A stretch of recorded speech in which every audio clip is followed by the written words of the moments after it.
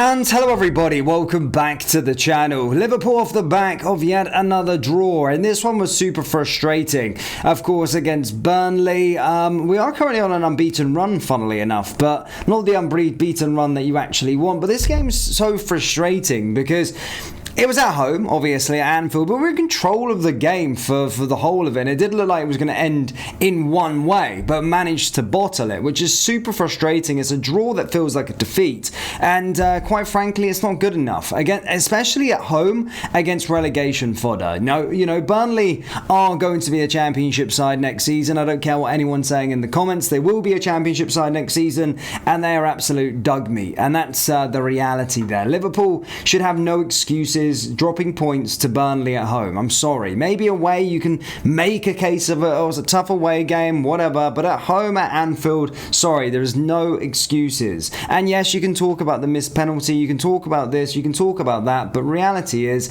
it's not good enough. It really isn't. And I'm not happy whatsoever with that result. And I'm starting to see a lot of people get seriously frustrated with Arne Slot at the helm. And I've been firmly on the fence that I want to keep Slot. I like Slot. And for a long time while people were going Slot out, Slot out, Slot out, I was sort of on the sideline or going, well, if you sack Slot, who do you go and get? We're not blessed with an array of managers out there, quite frankly. Look at the other two Premier League clubs. You've got Chelsea that sacked their manager, and they got that Liam Rosenwa, and he looks...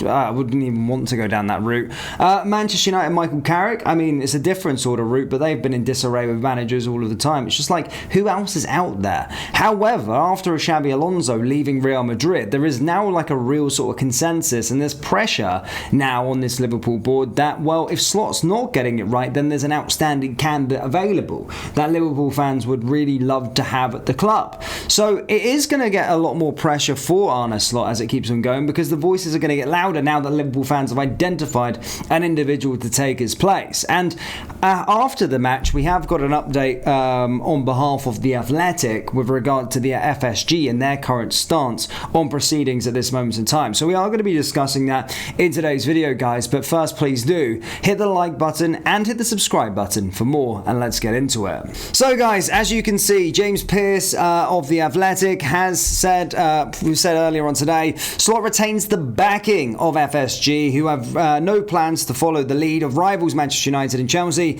by making a managerial change mid-campaign. And this is where you can see all the comments here. A lot of people not happy currently on social media at this moment in time. However, there was a caveat that he did say. However, if he's going to stop hemorrhaging support among the fan base, he needs to find momentum, and very fast. There appeared to be no obvious replacement for those demanding change. That's no longer the case following Xabi Alonso's exit from Real Madrid, and this is the point I was trying to make at the start.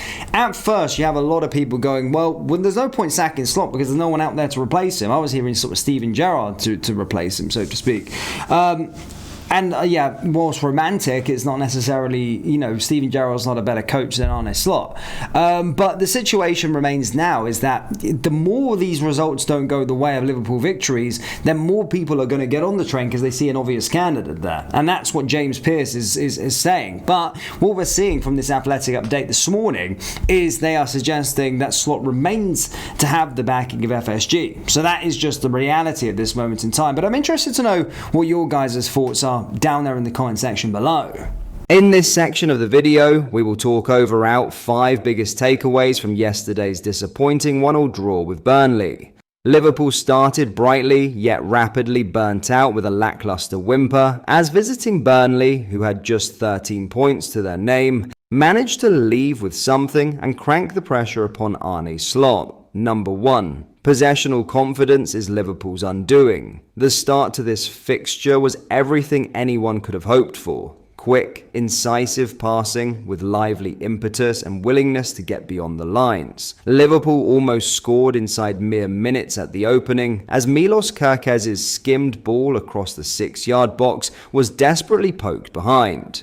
any Liverpool touch, and it was 1-0 before so much as a blink. The Reds took a measure of confidence from this, but thereafter the problems set in. We've seen it time and time again this season, and it's simply not going away. The script is so painfully obvious, a set of bullet points followed every time. All involved know exactly what's going to happen, yet they allow it to pan out repeatedly, regardless. Liverpool start a match brightly. Liverpool press and create small openings. Liverpool go close but fail to convert. Liverpool retain possession and allow composed build-up to flow thereafter while scaling back on the urgency. The match gets away. Usually within this framework, Liverpool will have hit the back of the net. All went to plan with Florian Wirtz's sublime opener, but then Liverpool did what they do best this season, sat back and became somewhat lapse. One chance and one converted attempt later, and the Reds are desperately searching for a late response, with Slot prowling the touchline like a bear with a sore head.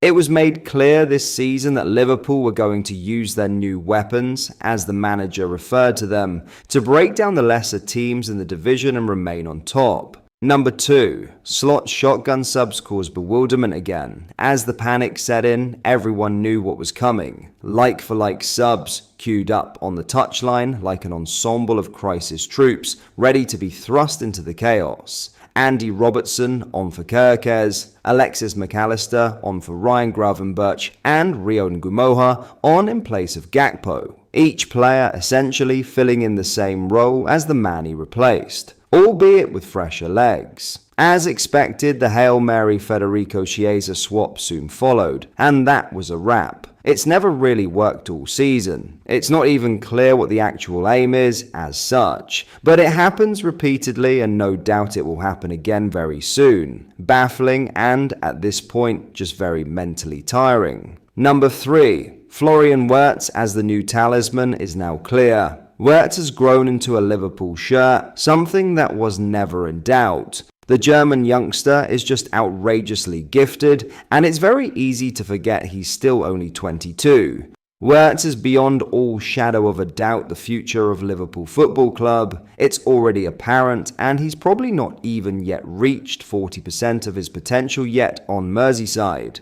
His confidence and craft need to be carefully treated now, and the imminent return of Mohamed Salah must be delicately managed so that it can help take this outrageous footballer to the next level.